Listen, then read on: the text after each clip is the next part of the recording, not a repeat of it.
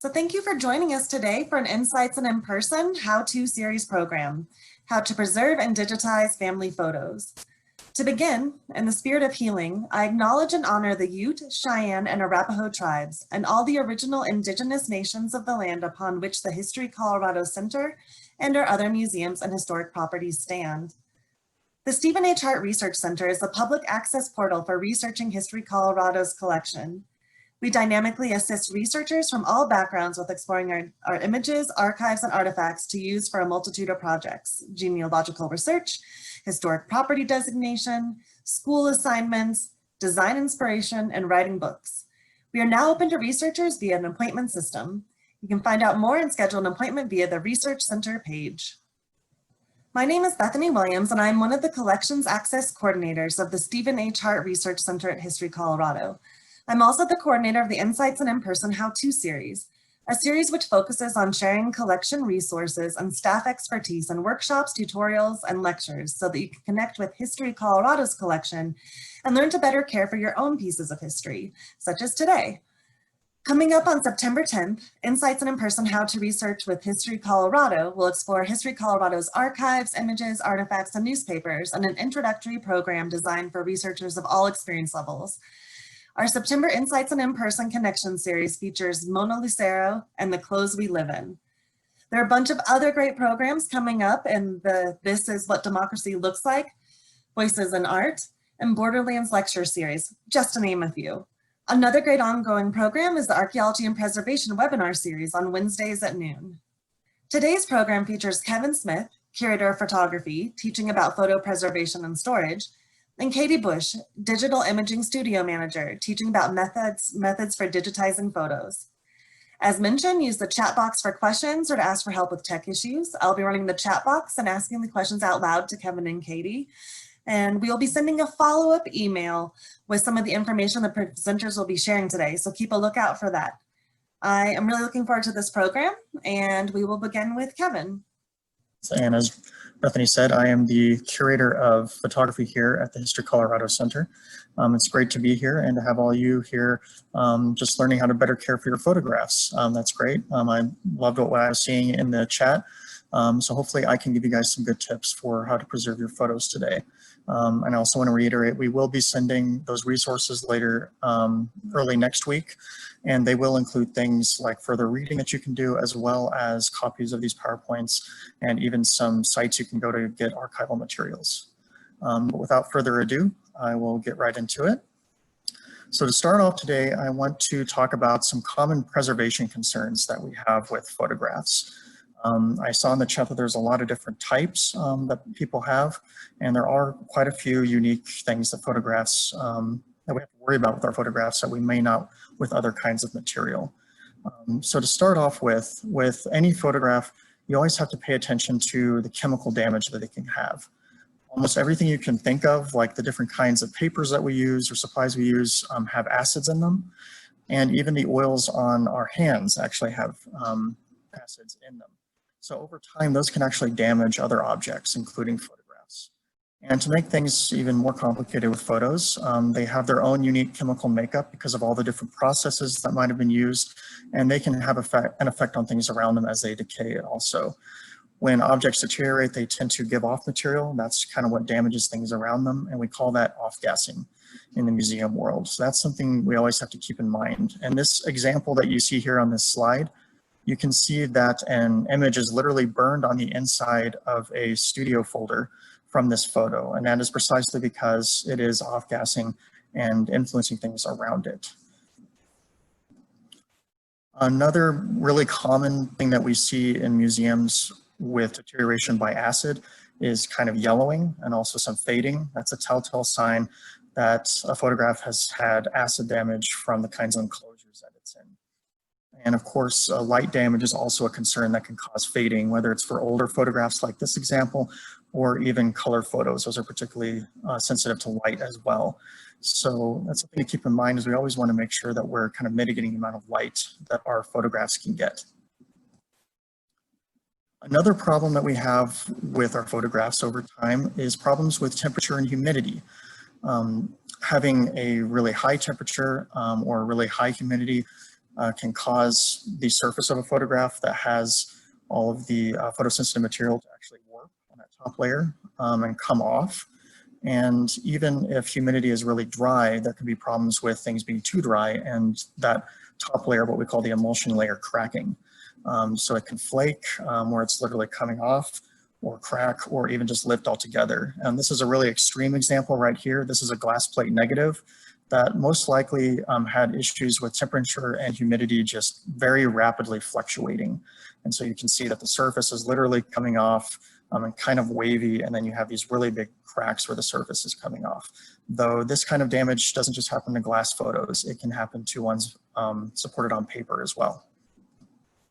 And just another example, we see another glass plate that is literally kind of peeling from the edge. And if you look on the right, you can also see kind of a little mound or bubble forming where the surface is just kind of coming off. So these are things to look out for and to avoid with a lot of our photos. Another consequence of fluctuating temperature and humidity is something called silver mirroring. A lot of photos have a common ingredient, if you will, for processing called silver halides. That's one of the major photosensitive materials that we see in photographs. And under fluctuating conditions of temperature and humidity, that material can actually start to come out of the surface. So if you look at this example here, you can see that particularly in the dark and shadowed areas of the photograph, there's kind of a metallic sheen that's starting to come out, which is why it's often referred to as silver mirroring. So that's something else that we definitely can watch out for to see what the conditions are like with our photos and try to avoid. And the next example that we might see is water damage or mold. Anyone here who maybe has had flooding in their home or kind of a plumbing emergency might have experience with this. But that's all obviously something that can really affect our photos as well. You see with this example, the mold is pretty obvious. It's in these little green splotches. It has kind of almost a hairy look around the edges of those splotches. And in this case, the surface has actually come off from too much humidity or water as well, which has caused it to actually stick to glass. You might notice kind of in the upper right area of this example, that's actually a pane of glass that it is stuck to. So we definitely want to, again, mitigate too much humidity and definitely make sure that our photos don't ever receive water damage. Now to move on with film photographs, these can pose all kinds of challenges. Much earlier kinds of film, whether it's film negatives or motion picture film, are often made of nitrate. And that's usually from about the 1950s or earlier. You can definitely see a lot of nitrate film. This film reel that you see here is a very extreme example of some very advanced decay of that nitrate film. It's literally turning into powder and even gooping up. And it'll actually give off an old gym sock smell when it really starts to deteriorate as well. But the most important thing to be concerned about with nitrate film is that it is very flammable and it is considered hazardous material. So if you think you have much older film, you might need to consider taking it to a professional to reproduce it or digitize it. And then maybe take the steps to actually dispose of it. You would actually need like the fire department to help you dispose of a hazardous material like that. But even other types of films, such as older safety film, can also be a little unstable chemically over time when in the right conditions. They won't be flammable, but they will kind of shrivel up and shrink over time, and they'll also give off a very distinctive vinegar smell, which is called vinegar syndrome. So that's something else to watch out for. So I've gone over some common types of problems that we can see with photographs and preservation concerns we might have. Now it's time to actually look at how we handle our photographs and make sure that we're handling them safely as we're starting to sift through them. So the first step that I always tell people is to actually not handle quite yet, but first just stop and look. So you want to check for any damage or weak points that might tell you something is fragile. Something like brittle paper support that the photograph is on, folded corners that might be susceptible to tearing, any loose binding or covers on scrapbooks and albums, and then that cracked surface that we were talking about earlier, or whether or not something is wet. And I know in the notes we had someone mention how to care for rolled material. That is something you definitely want to watch out for, is whether your photos are rolled or flat, which I'll get into more detail with in just a moment. But We also want to check for safety hazards as we're handling things. Photos can actually be quite heavy compared to paper. So if you have a big box full of photos, it probably will be heavier than a lot of papers simply because photos have many layers.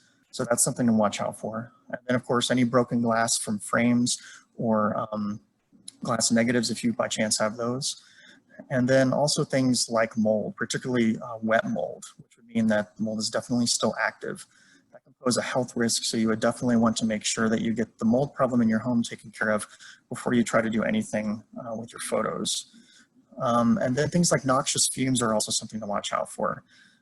Photographs are made with a variety of different processes, and they have a lot of chemicals in their makeup, so they will definitely off-gas over time and give off different fumes. So when you're opening a box, maybe you don't have your face right in the box at first. You might just want to be careful about that. And also just to reiterate, with those nitrate films, do keep in mind that they can pose a fire hazard. Now, the second step with handling is to take the proper precautions and preparations before we start handling. So the most basic thing you want to do is use gloves, and also just make sure your hands are nice and clean. But the kinds of gloves you want to use are powder-free nitrile gloves, which will be very similar to the kinds that medical professionals use. And you can also use clean white cotton gloves. All those will be good to prevent those kind of acidic oils on your hands from really getting on your photos. And you also only want to use number 2 pencils around your material, never anything permanent like a pen. And you want to make sure that your work surface is uncluttered and very clean and stable. That way no accidents can happen that will hurt your photos, such as food, drink, or anything else that can make a mess. You just don't want to have any of that around your material. And also don't work in direct sunlight. We've already discussed how light can be bad over time for your photos if they're exposed too much, but sunlight is definitely the worst kind to expose it to for long periods of time. So you might want to just make sure that maybe you plan for a certain time of the day to work on your photos, or maybe away from a window that has sunlight coming in. And so now we'll move on to the last step where we can actually handle our photos. The most basic rule that curators always use when actually moving something is to always have a destination in mind first. You do not want to handle anything that is fragile or that is heavy without having a place that you know it's going to be. Otherwise, you might just be stuck holding it, and that'll increase the risk of something happening. When you handle photos, be sure to do it with both hands and preferably by the edges to make sure it has plenty of support. You want to avoid handling by any kind of fragile points like we were talking about with corners or fasteners or binders. Make sure that any heavier items are also definitely kept supported and kept flat. If you need to, you can carefully give it support from the bottom. And also be sure to handle your items, your photographs over a surface sitting down. You don't want to spend too much time standing up handling your photos because there, again, just might be a risk of something happening and maybe dropping the photo. And another thing that you want to keep in mind is if you have any photos that are in sleeves or envelopes already while you're kind of unpacking everything, be sure to pull the sleeve or envelope off of the photo, not the photo out of the envelope or sleeve. So you would take one hand and support the photograph in its enclosure, and then you just take the other hand and slip off that sleeve or envelope. That's what you would want to do to make sure that you're not tugging on the photo or doing anything that will harm it.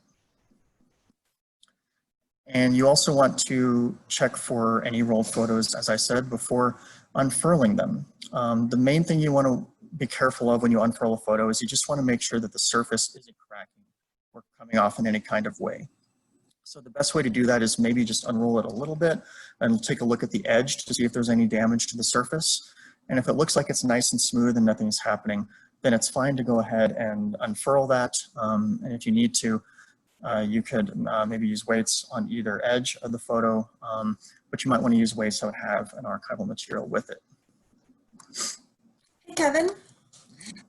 Real quick, along the lines of the rolled photos, there's a couple of questions that have come in about that. And one of them is about an old panorama that is black and white that has been rolled up. So it's a much longer photo. And the question is there a way to safely unroll that, or is there a resource to help with viewing and preserving such types of long images that have been rolled up, and just in general, how do you handle photos that have become curved? That's another question as well. So if you do find that your rolled photos are particularly brittle and they do have that surface coming off, it probably is something that you would need to check with a preservation specialist about. And in some of our resources that we'll be giving early next week, along with the copies of this PowerPoint and all that, we will have some resources you can check out for actually looking into a preservationist if you have something that's just a little bit over your head.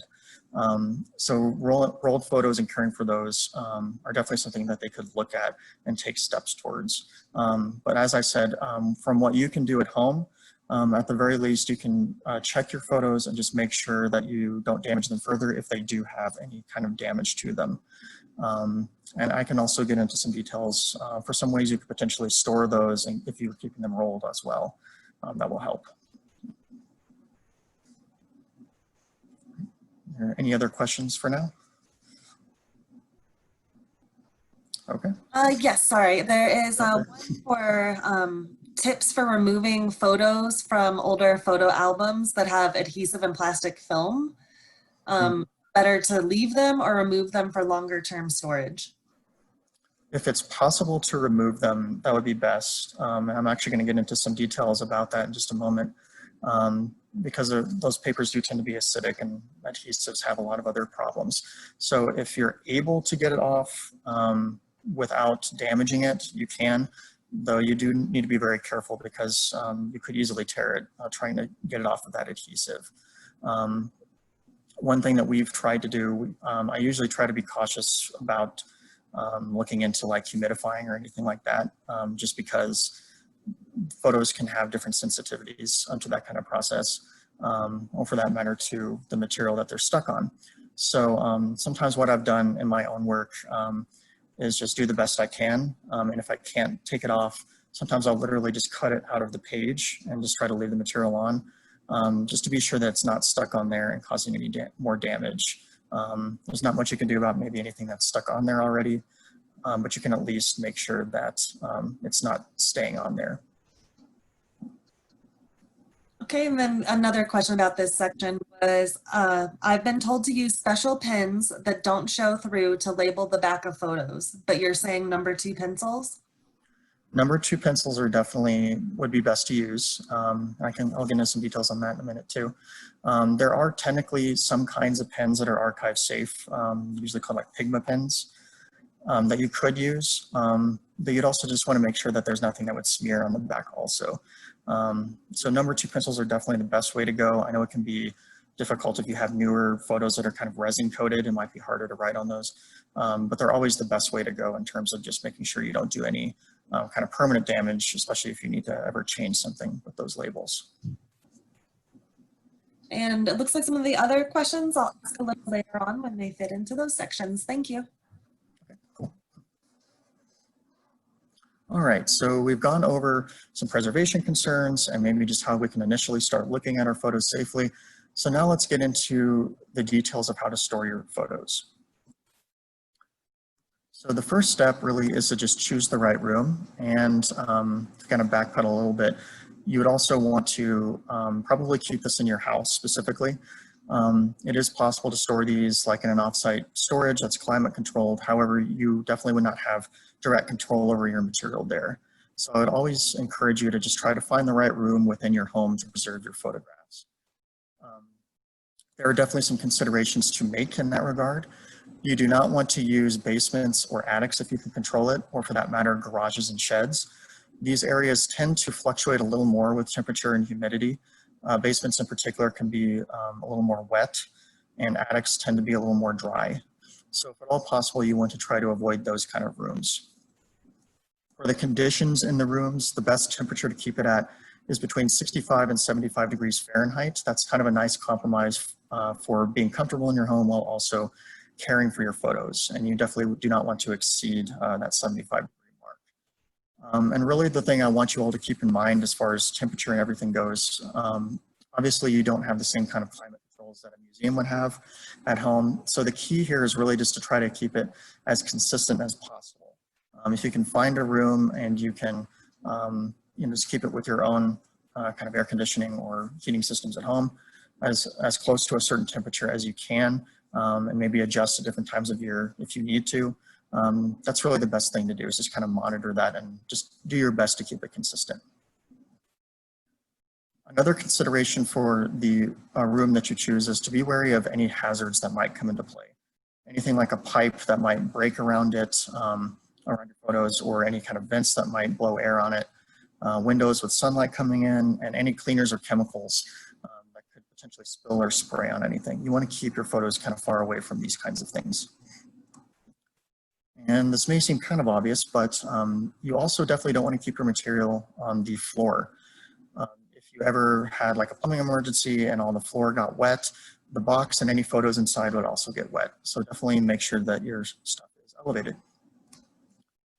Now for shelving and cabinets or tables where you're actually kind of placing the material, you do not want to use any kind of safe. That includes fire safes. That might seem counterintuitive since you want to protect your photos from any fire damage potentially, but photos need a lot of ventilation and breathing room. And if they're in an airtight space like a safe, they're just going to keep off-gassing, and they will, if you will, literally just kind of stew in their own gases, and that will damage them further. So you would want to make sure that if you have them in some kind of large enclosure like a cabinet, that there's at least a little breathing room in there, that it's not just completely airtight. And for any surface that you store it on, like shelves or a table, it's probably easiest at home to find the right archival material to just line a shelf with, and then you can put your boxes on there without worrying about the shelf affecting it at all. And I'm going to go into some details about those materials right now. So I've set this up just with a yes and a no column. So the stuff that you definitely want to use and the stuff you definitely do not want to use. So to start off, the most basic thing that we want for any of our boxes or folders or any kind of paper storage materials is you want to make sure that they're acid-free. And so this will definitely prevent any kind of damage that they'll get from their enclosures as far as acid is concerned, since it's so common. There are also buffered materials, and those are basically items that are acid-free, and they prevent any kind of acid from leaching in anywhere altogether. They're almost like a barrier. And those can be good preservation products. However, for photos specifically, I would encourage you just to stick with acid-free for now. The reason being, there are some photos that are technically a little sensitive chemically with buffered material. So it's best just to stick with acid-free overall. You also want to look out for material that is lignin-free. Lignin is a plant-based material that's used in a lot of papers we use. It does deteriorate over time, though, into basically a fine wood pulp. So for long-term storage, you want something that is lignin-free as well. If you're ever browsing around like an archival supplies website or vendor, you can always look out for PAT certification, the Photographic Activity Test. This is put out by the Image Permanence Institute. It's an organization that actually researches preservation of cultural heritage artifacts. And the PAT certification just guarantees that this has been checked by them and this can work as an archival supply for your needs. For plastic specifically, so this would include any kind of sleeves or any sleeve pages that you might have in an album, things like mylar, which might also be referred to as polyester, as well as polypropylene and polyethylene are all what we call inert plastics. So they're not going to decay in any way and have an adverse effect on our photos when we store them. You can also look into plastics that are number 4 and 5 recyclable. Now, just to clarify, I do recommend looking through these previous bullet points first and maybe using this as a cheaper alternative if you wanted to do that. I would recommend the previous things more. However, number 4 and 5 recyclable plastics are actually polypropylene and polyethylene. So if you were to find like a plastic tote that's nice and clear, not frosted or anything like that, that can be a cheap option that you can use for your photos. You just need to make sure that it isn't sealed airtight if you were to use something like that. That could make for a good short or intermediate term kind of storage solution for your photos as well. Now for the stuff you definitely do not want to use, Things like just general office folders and cardboard boxes will definitely be acidic, so you don't want those. You want to try to avoid wooden or metal boxes. Wood can, in some cases, actually off-gas and damage things. Metal boxes have the potential to rust, so you just want to avoid those. And for plastics, PVCs are the main thing you want to avoid. It's in all sorts of different kinds of plastics that we use today, and polyurethane would be another one that you want to avoid. And adhesives are something you do not want to use particularly directly on a photograph. That would include tape, and as was mentioned a little bit earlier, the quote-unquote magnetic photo album pages. Those are ones you do want to avoid. The adhesives in them are not good for them, and also the paper is also going to be acidic. So even though it's very convenient, you might not want to use those. Another thing you can use is, or not use, I'm sorry. Another thing you do not want to use are the original negative and print envelopes, because those are acidic as well, and that does include glassine enclosures like you might find with negatives. And I'm going to go through one more slide here before I actually show some materials and get to some more specifics with them. We're going to talk just briefly about labeling and organizing your photos. Again, I strongly encourage using a number 2 pencil. When you write on your photos directly, only write on the back and never on the image itself. And you also want to write on a hard, smooth surface so there's no poke through when you're writing. And try not to write too hard. That will cause imprints of your writing on the image side of the photograph. That's something we actually see quite a bit when we get photos in that are donated to us, so definitely don't do that. When you're actually labeling your photographs, you want to include as much information as you can on names, dates, and locations, just anything that can give context to a photo. And when you're organizing your photos, looking out for different patterns, such as, are there different subjects that make sense? Is there a chronological order that makes sense? Or when it comes right down to it, is there just something that makes sense to me? Everything just seems to be in chaos. Definitely include as much information with your labeling on your photos, as well as your file folders and boxes to kind of reflect that organization. Because the better organized some of your stuff is, the less you'll have to handle it when you're kind of sifting through everything. And you also want to keep any information that came in original enclosures, such as the original photo envelope or a negative envelope. Even though you don't want to actually use those enclosures, sometimes the information is worth keeping for that context I was talking about. It can help you organize things and identify them. So you can take a picture with your phone, or maybe do a photocopy of those things. It's just good information to keep. And as far as negatives go, if you have the prints for your different photographs, it is good to keep the negatives too. The only exception might be something that's really old that could be nitrate, since that's a little dangerous. But keeping nitrates, or excuse me, not keeping nitrates, keeping negatives, film negatives that you have are definitely a good backup. So now I'm going to transition here, and I'm going to show you some of the different kinds of material that you can use. So I have let me just share.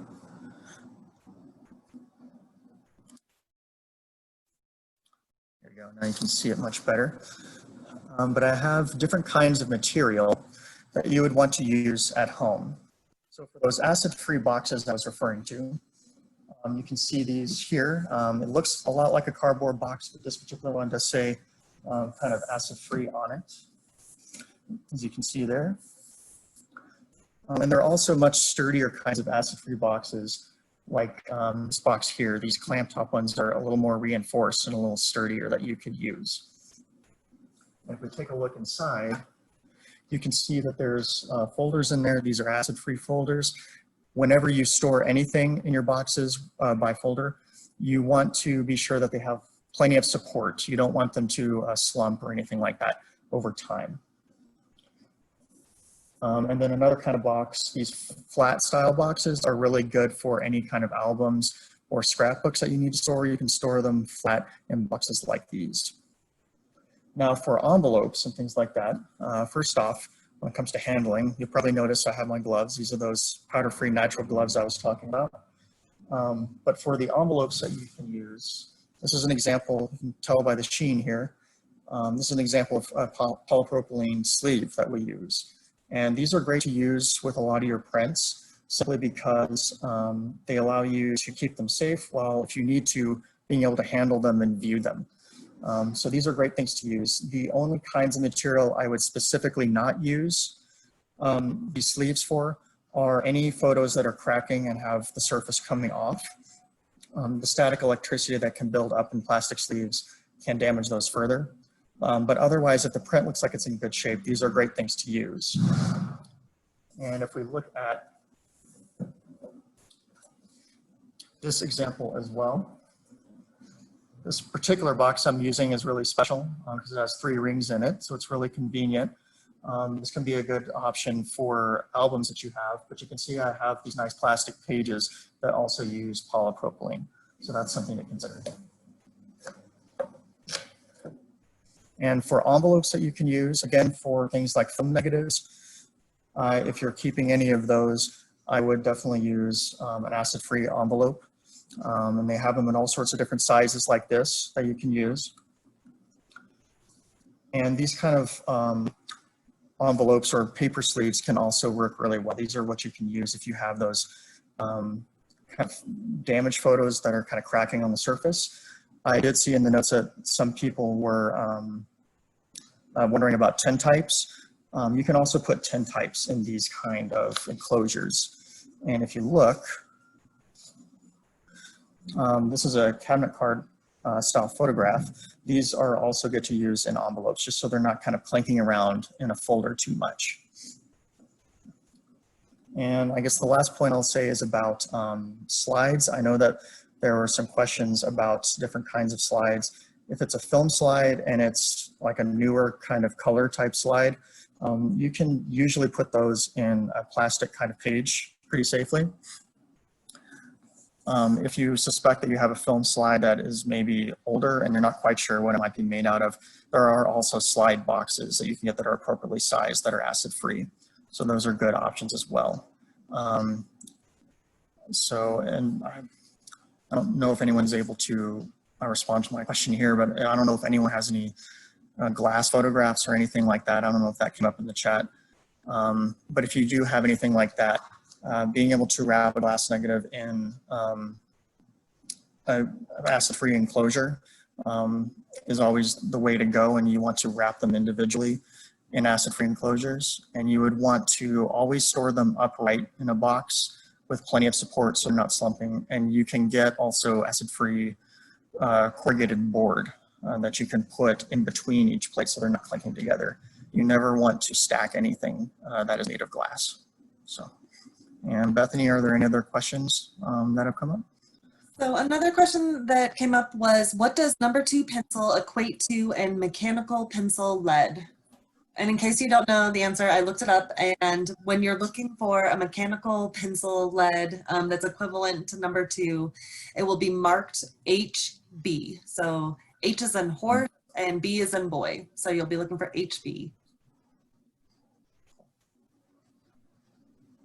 And some of the other questions I think we'll wait towards later. So thanks for your patience on those. We will get to them, everyone. And now we can head into Katie. Okay, cool. And yeah, Katie Bush is the digital imaging studio manager here at History Colorado. And I'm going to turn it over to her now to talk about digitizing your photos. Hello, everyone. I'm just going to bring up my PowerPoint here. I am Katie Bush, the Digital Imaging Studio Manager for History Colorado. And I'm going to be talking about how to digitize your family photographs. So some topics covered will be some digitization terms to know, some file types, equipment to use during digitization, how to set up your file folder structures on your computer, naming best practices, how to scan specifically with an Epson scanner, and then some advanced techniques that we'll just briefly touch on. So just briefly, the first term to know is a pixel. And so right now you're actually staring at thousands of pixels on your computer screen. That's how you're able to see this presentation and in the colors that are before you. So the term pixel comes from a picture element. And essentially pixels are tiny squares that are lined up next to one another to kind of create the screen before you. And each pixel can only be one color at a time. However, since they're so small, they easily blend together to create various shades of colors. And then next, PPI stands for pixels per inch. So this is essentially a unit of measurement used for screens. Scanners typically adjust with PPI in mind. And you'll notice that this term is often interchanged with DPI. DPI, however, is more directly related to printers and printing, and it stands for dots per inch, whereas PPI is more directly related to screens and screen resolution.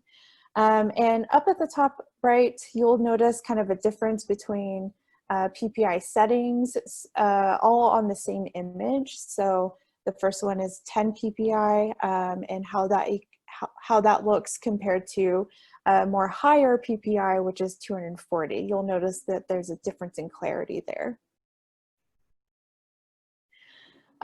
So the next two terms to know, you'll notice these on the scanner settings.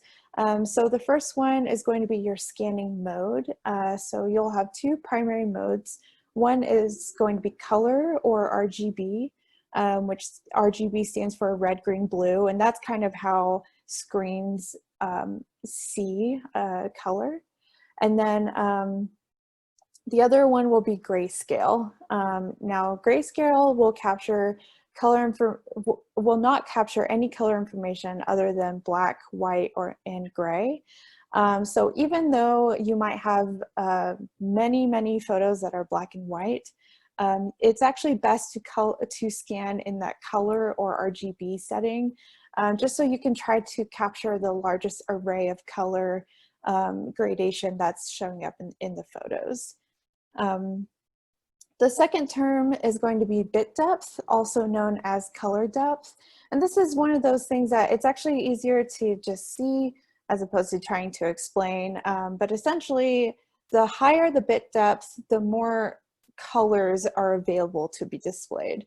So you'll notice the top example there is 8-bit depth, and that you're just not getting as much options or gradation of color there as you would in a 24-bit depth.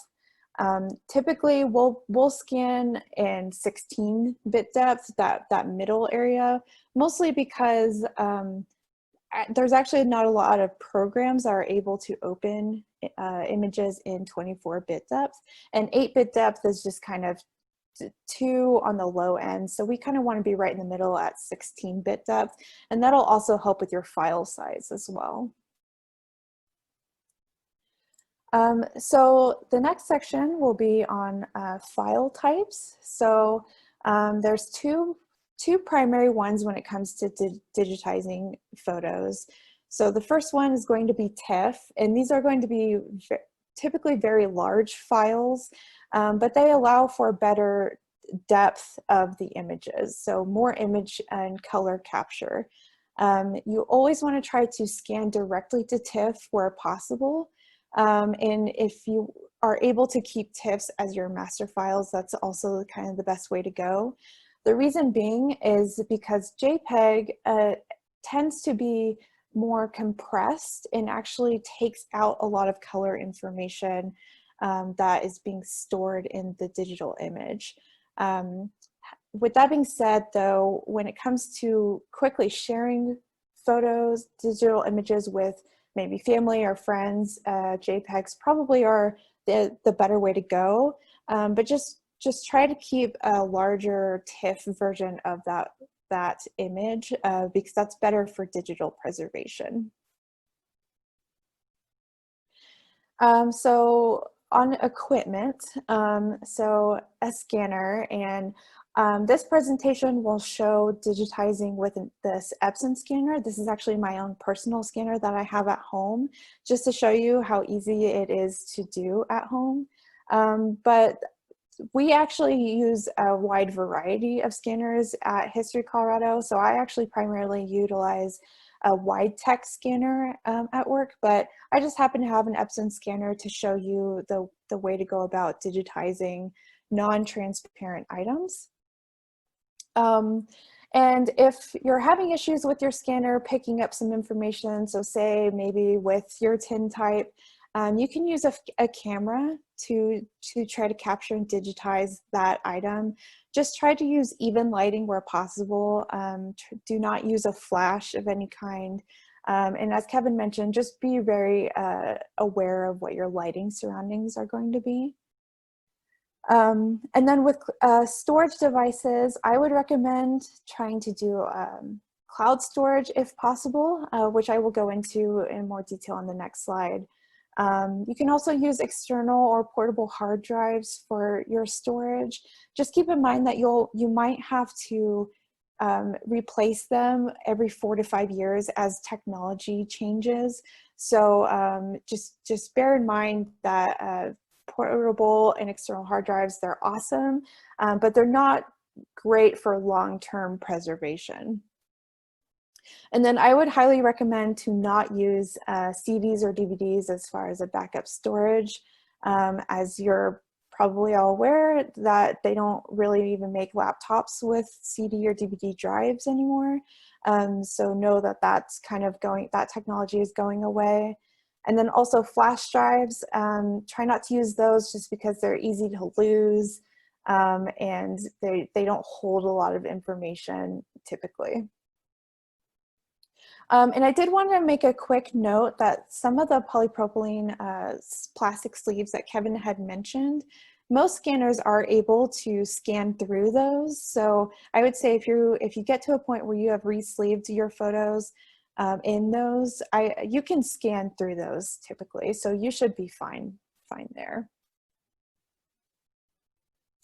Okay, so with cloud storage, just briefly, so cloud storage allows you to access your digital files from anywhere that you have internet connection. And cloud storage is also awesome in the sense that it allows you to easily share files with others by just sending them a link via email or however you want to do it.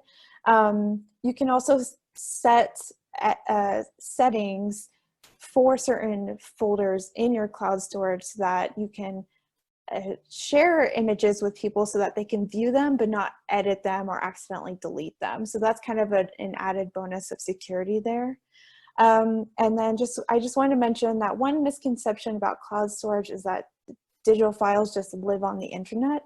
That's actually not true. They are actually being stored on a remote server that has typically been temperature controlled and in a safe environment.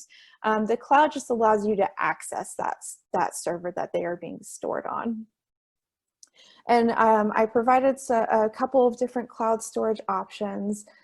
So Amazon Cloud Storage, Box.com, Dropbox, Google Drive, and Hightail. Most of these offer a free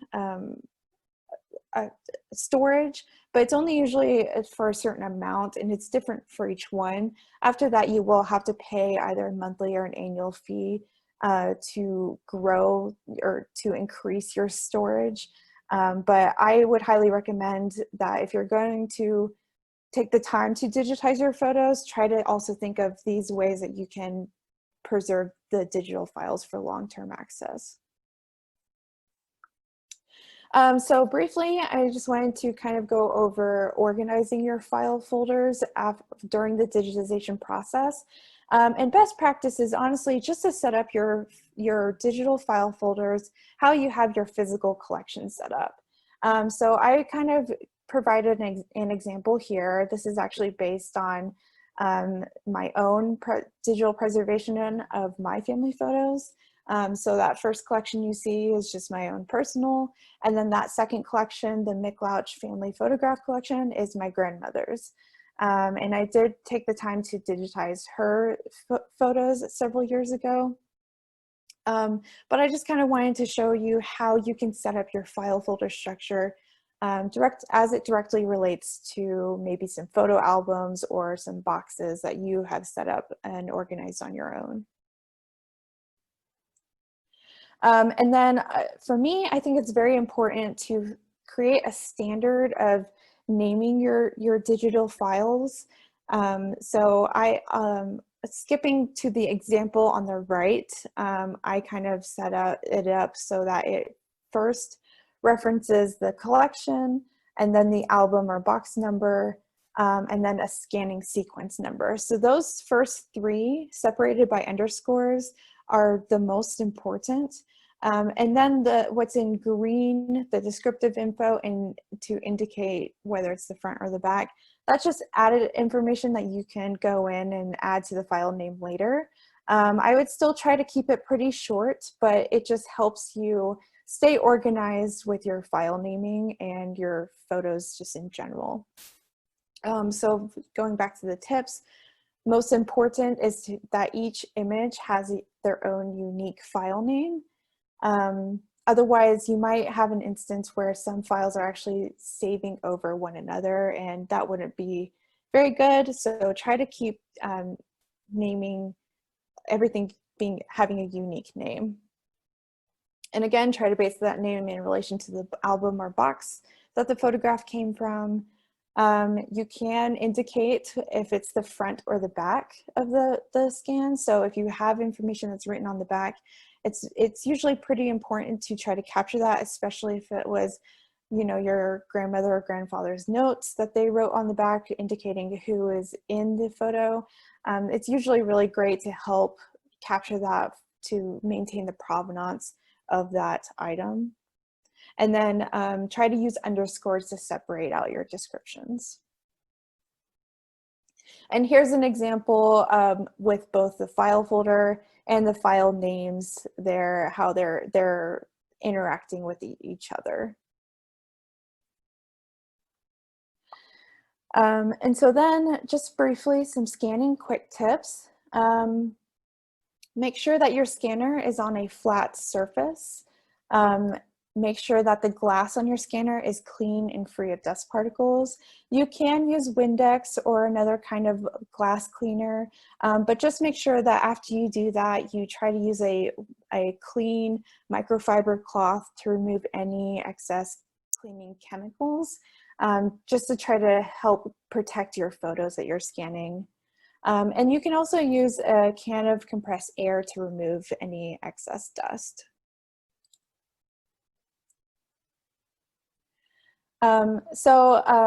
Like I said, I am going to be showing you how to use an Epson scanner just because that's what I have at home, but a lot of these steps will pertain to many different types of scanners.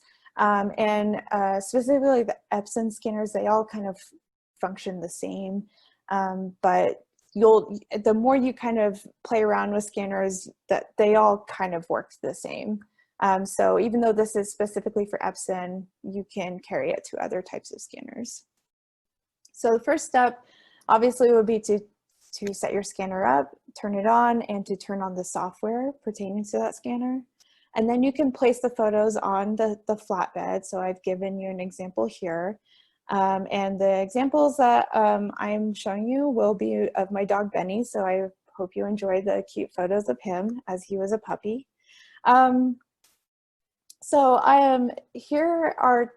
going to show you two different options for scanning. And the first option is to really just let the scanner software take control.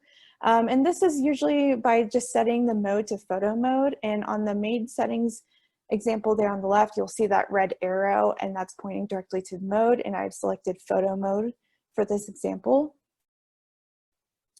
And then next, a lot of the options will pretty much be preset for you.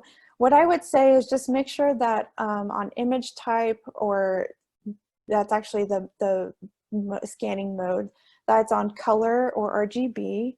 And we're looking on the main settings on the left side right now.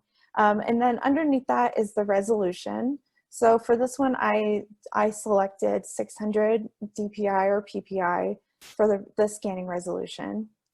And then under that, towards the bottom, that's where you'll select the image format. So I've selected TIFF. I've created the file name, and I selected the file folder that those scans will be going directly into. And then for the advanced settings on the right, the only two changes that I made was I turned on color restoration and I turned the dust removal on to a low setting. And color restoration is going to help you a lot, especially if you have some discoloration in your photos, especially your older photos. That'll kind of help find that color balance for you automatically. And then after that, all you have to do is select scan and it'll automatically scan for you and go into the folder that you designated. So then option 2 is to scan in document mode where you actually have more control of the scanning. So again, that mode, the preview on the left side has changed to document mode. And you'll notice that there's some different options than what we saw before. And this kind of just takes some time to play around with and get used to. But everything else is going to remain the same. So your image type is, you're going to be scanning in color, your resolution, and then all your file naming and folder, all of that will remain the same. I do want to point out that you'll notice that it says scan count 1 at the very bottom of that preview. So that essentially means that it's going to scan everything you see there as one image. Well, that's great for scanning a document, but for this, we actually want to create 3 scans for all 3 photos there. So on the right, you'll notice that the 3 boxes that I went in and drew. And for this, I decided to go in and draw the box just around the image, not the entire small Polaroid photo there, to really just extract the image itself. And so then this is the outcome. And so that middle one there you see is actually what was pre-scanned, automatically scanned in photo mode, where it scanned the entire Polaroid. Whereas that third option is the one that I decided to just scan the image itself. And then here is a quick resolution chart that I created that just kind of gives you an idea of PPI settings depending on what the actual physical size is that you'll be scanning. Some scanners are only able to go up to 2400 on a PPI scanning, but it really just kind of depends. Each scanner is going to be a little bit different as far as resolution. And one thing I did want to mention, I added on here scrapbook pages, thinking about some of those magnetic sheets that was brought up earlier. I would say if you can, before you remove those out, just scan those at a low DPI setting just to capture the way in which it was initially organized, because that might be helpful for returning to that later, especially if someone else organized those photos, such as a grandparent, and you want to rehouse them. That just might help you try to think about the way that they initially had organized those images. And then I briefly wanted to go over some advanced techniques. Bethany, do I have time, or should I stop here for a moment? So yeah, if you don't mind just stopping for a moment, as we are approaching 1 p.m. Sorry for running over, folks. It's just been a busy day, lots of information to share. But if you need to exit now, and we understand, then please, as you exit, if you could fill out our exit survey. It helps us get information about types of programs you're looking for, things like that. So if you could just fill out that exit survey, that'll be great. As mentioned, there will be a follow-up email with this information next week. And so, yeah, we don't mind if you need to exit now, but we'll be making all this information available via the email, and Katie's going to continue on, and we will answer questions at the end. So we're going to be on for longer, so don't feel like you need to rush off. Please stay with us if you're able. Thank you.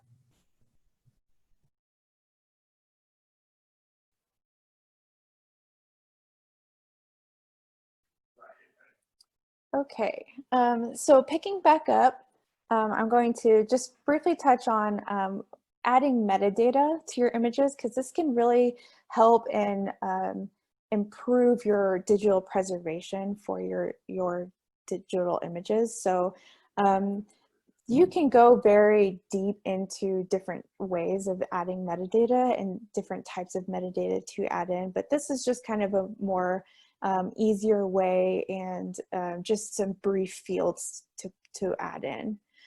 So the way to do this from a Windows computer, I can, if anyone is interested, I can also provide information on how to do this from a Mac. But right now for a Windows computer, all you do is you can right click the image and then go down to properties. And then after that, you'll be brought to a new window. So you'll want to click on the details tab of that new properties window. And this is what it kind of looks like right here. So the details that you can add in this window is going to be a title, subject, which subject for these purposes, think more of like the collection name. So for that second collection that I had mentioned earlier, I could put in McLouch Family Collection or Bush Family Collection, whatever it pertains to. You can rate your photos if you'd like. So maybe wedding photos or special occasion photos, you rate at 5 because it's really important to you. So you can devise your own rating system if you want. And then tags. So tags actually help link photos in other collections to one another. So you can add in a person's name, and then whenever you go in to search for that name later, it should pop up no matter what collection it's in, as long as you're just searching within the same file folder structure. And then you can add in comments. So this field is actually really great to use to describe the photo or to actually input any transcriptions that were on the back of the photo. And then also in this window, in the properties window, you can view the date that the photo was scanned and pixel dimensions, including that PPI setting. So this is an example of, I added metadata into this photo that you see right here. So I gave it a title, Benny, 6 months. The subject is Benny as a puppy. I went ahead and gave it 5 stars because he's really cute. And then I added tags. So I added his name and Denver, Colorado as a tag. And then I went in and added a comment. So the comment is photo of Benny at age 6 months while he was playing. And then here are just 2 more examples. So I added a little more information. So this is Benny at 12 weeks old. Still the subject, Benny as a puppy, because I kind of consider them to be part of the same collection. And then I actually added a couple more tags. So I added board games on both of them and books and bookshelf. So to be able to, the reason why tagging is important and helpful is because then you can go into your search bar and you can search within folders. And so this is an example where I typed in the search bar, which is on the right side, it's highlighted a blue color. I searched the term board games and it automatically retrieved these 2 images because they were embedded in the metadata as a search term that I added. And that just kind of helps easily pull and search. Now keep in mind that depending on how much information that you're searching through, your computer can kind of take some time to search through those terms. But just know that it can be very helpful when going through certain photo collections. And then any remaining questions? And I just wanted to throw in, this is Benny now at 1 year old and how much bigger he is compared to the other photos. So. Super cute. So yeah, we have several questions that have come in. So one of them is, can you tell us about the difference between scanning photos versus documents like letters? And there was a request to also get a reference to learn more about the preservation of old letters, so we can throw that into the email as well. But is there a difference between photos versus documents? I would say yes, because with photos, you're needing to capture more details, more information. With documents, it's just good practice just to scan at 300 ppi. And that's usually based on an 8.5 by 11 size document. 300 ppi is just going to be the standard across for all letters, all documents. Whereas even if you have a photo that's 8.5 by 11, you actually might want to go up maybe to 400 ppi, just to make sure that you're fully capturing all the details and the depth of what is in that image. Whereas documents is just typically, since there's not a lot of colors or differences with documents, it's usually just black and white. Still scanning color, but there's not a lot of detail that you're needing to capture. Another question along those same lines, we got two of these, is do you need a photo scanner specifically, or can you use the scanner in a 3-in-1 type of laser printer? And a similar question with, can you use an HP OfficeJet 4650 all-in-one scanner? So can you use scanners that are not the photo specific kinds? Yeah, I would say so. I would just say try to double check what the PPI settings, just really pay attention to that. But usually those combined printer scanners are great, actually. Sometimes even better than a lot of standalone scanners. But just make sure that you're scanning what the PPI setting and also the file that you're able to scan to. I think a lot of them are pre-programmed to scan to a PDF. So if you can change that to TIFF, that would be the best. Okay. And also, sorry, one more thing. Those are going to be pre-formatted to scan the entire scanning bed. So you might have to do some cropping later on just to get extra white space out around that photo. But essentially they'll be just fine. Okay, and another question that we've received a couple of is, even when a photo is made digital, should you keep the original too? Or along those same lines is, once you scan, is it okay to toss? What are your, and Kevin, if you want to pop in as well, maybe you have some thoughts on this too.